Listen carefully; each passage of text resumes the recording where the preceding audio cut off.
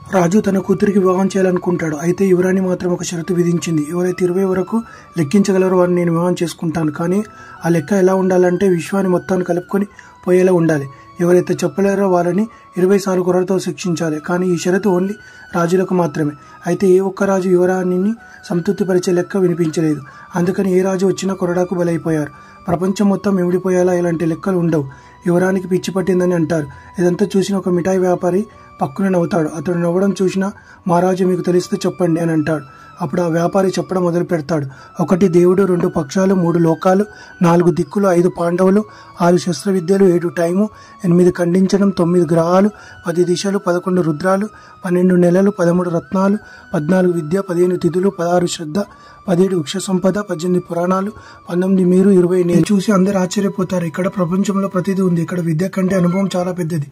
మరియు అప్పుడు యువరాణి మిఠాయి వ్యాపారిని చేసుకుంటారు.